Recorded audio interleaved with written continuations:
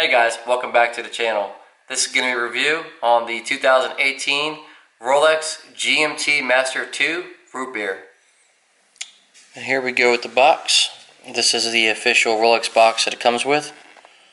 It's a pretty nice box.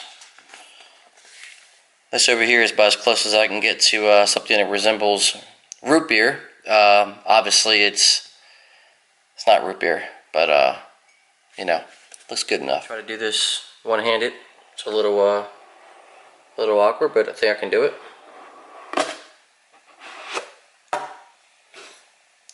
As you can see, there's your Rolex logo. So I'm going to talk about my experience of my first purchase of a luxury watch. I'm going to talk a little bit of history of Rolex as well, on a few various other topics. So let's just go ahead and...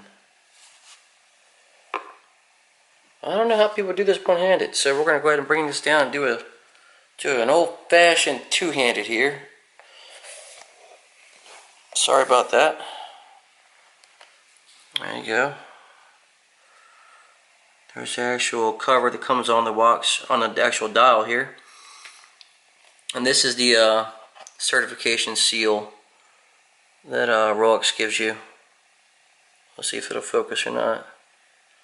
I'm not going to even try it. It's not trying to focus. So let's go ahead and take this cover off. I'll be honest with you. I put this back in the box just for the review. I wear this watch pretty much every day. Let's see if we can get it focused. There you go. That's 18 karat rose gold. And this is the two-tone. The ceramic bezel and everything else on here seems to be pretty damn durable. The reason why we purchased this watch, this is my actual engagement watch, and I wanted something special that meant a lot to me and something I'll cherish for a very long time. So that's why I purchased this watch. Let's go ahead and take this out of its actual habitat. Let's get some other looks on this. You know, it's kind of a little bit dirty right now, but that's okay. Back to what I was saying. So, you know, I didn't have to wait on a waiting list to get this. I was very fortunate. Saxons in Bel Air, Maryland.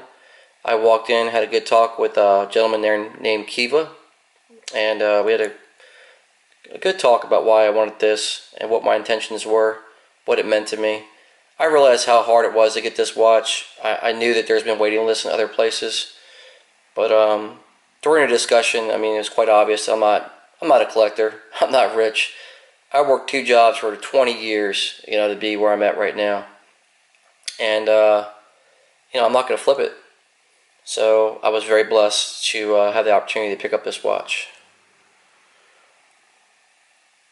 Here's the clamp on it. Hopefully it'll focus. The watch wears very well on the wrist, for me at least. And, can't complain. This oyster clamp actually has 2 adjustments on it, so without taking the actual links out, you can adjust it in 2 different ways. This right here is the time zone you can change it for. I have it set for California right now, so you can actually turn this dial you know, back and forth to whatever time zone you want. The GMT is actually started in 1958, I believe, and one sold for like $3.5 million.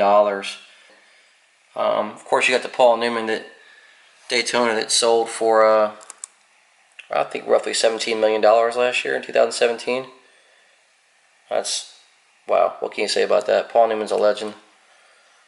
But yeah, they got quite a history, you know. I think 1926 the Rolex Oyster was the first waterproof and dustproof watch, I believe. And then somebody in 1953 climbed Mount Everest with a Rolex and didn't have any issues whatsoever.